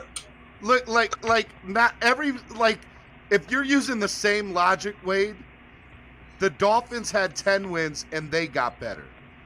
Why the hell are the Patriots so much better than the Dolphins that they're going to improve with a rookie quarterback? Again, quarterback by 6 games. Steven, listen, this is why I don't like doing these shows. Hold on. This is why I don't like doing these, because people don't listen to what I say. Like, somebody just wrote in the comments, I said Grant was better than Parker. I never once made that comment. He never said that. I did not say that the Patriots are necessarily going to be a better team than the Dolphins. What I am saying is this is a very, very good Patriots team, and there's some delusional fans out there that for some reason think that a 44-year-old overrated quarterback left the team, and all of a sudden everything that they've done well for the last 20 years goes out the window. Did that 44-year-old quarterback just win the Super Bowl out of He went to a team that had the easiest schedule in the league, took the offense backwards, and they won with an elite defense. And they won with an elite defense like they've done every year in New England. And this is what I keep trying to tell you people. You've been a Dolphin fan too long. Your hate for Tom Brady is showing. All right. Okay. This is why I can't have conversations, because you guys want to get off topic. You don't know what you're talking about. I'm talking about Brady. You cannot talk about Brady. I understand. You never said anything about Brady, by the way. But listen, Tom Brady, bro. This is the only thing I'm going to say about Brady, and then I'm going to move on to the thing I've been trying to talk about forever here. Brady is the greatest player at one thing, and that's longevity. And it's because he literally, well, and that too. But it's because he literally lives his life around. I mean, read what the dude does. He sleeps like 14 hours a day. He eats like one peeled almond for his foot. Like it's insane. I wouldn't live like that. In terms of this is real. I mean, you could read all it. In terms of what he's done on the field, he doesn't hold a candle to some of these other guys. Now, the Patriots being a good team is not saying the Dolphins are not going to be a good team. I don't know what these people hear when I speak. I can do this in Spanish if you want, if it's going to be a little more clear.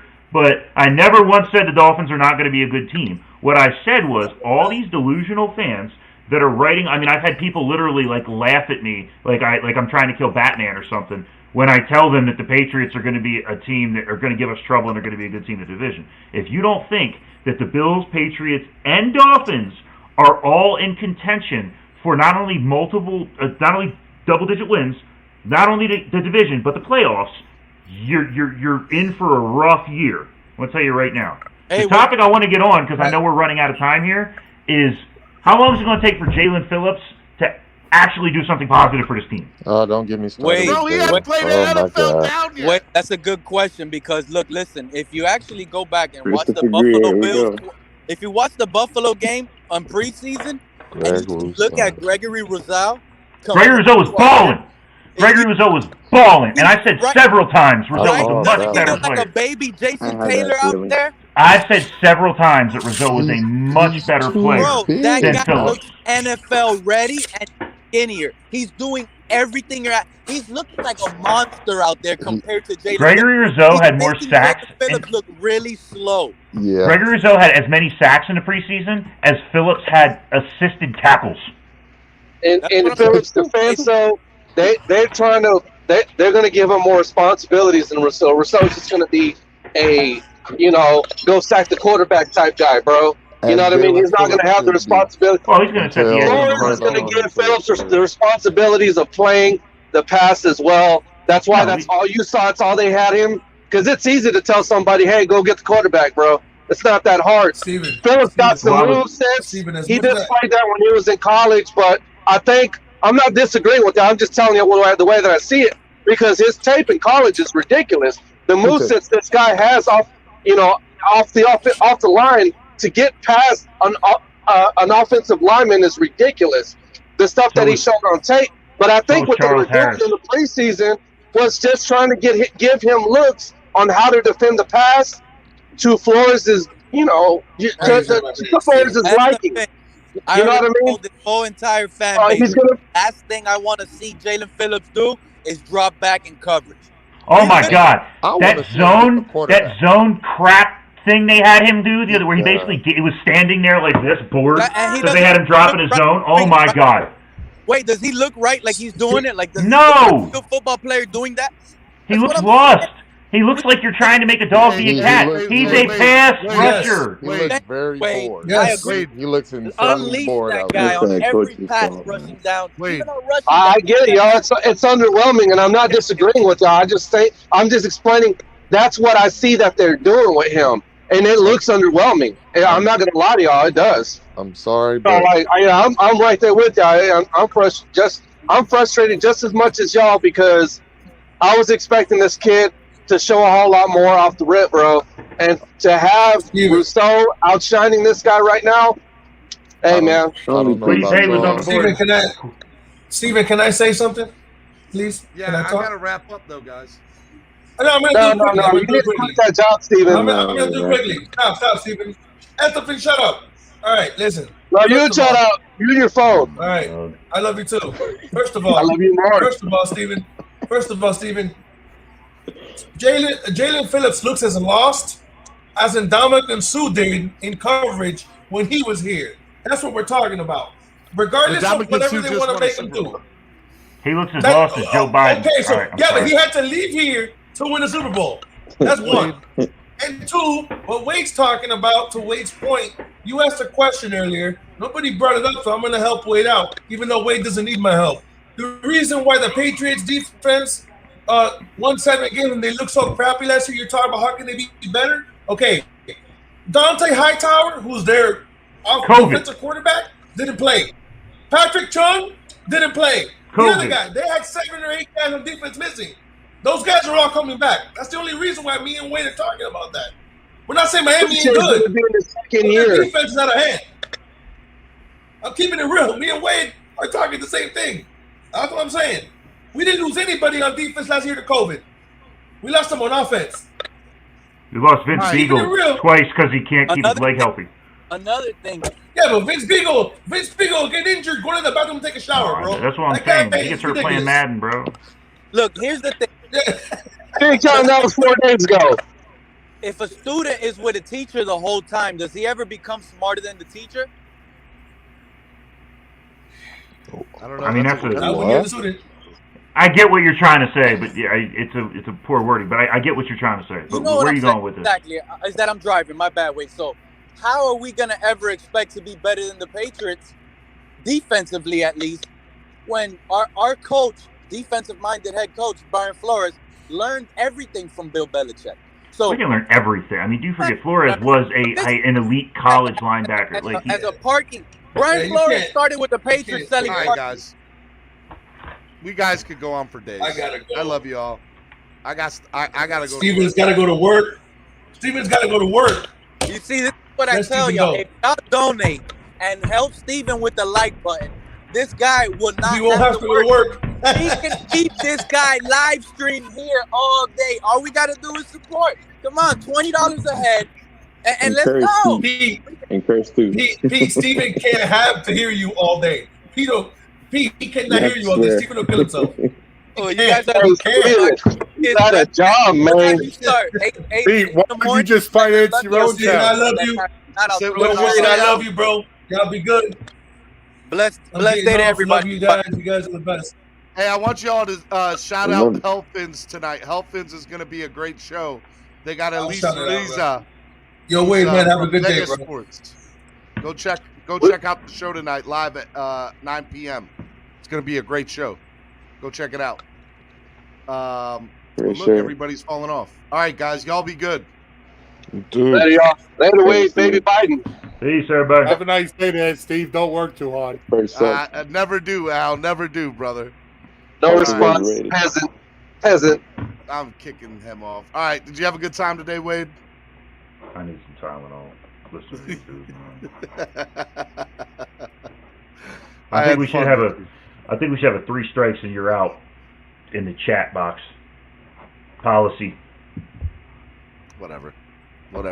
Guys, please go hit that like button. Please go hit that like button.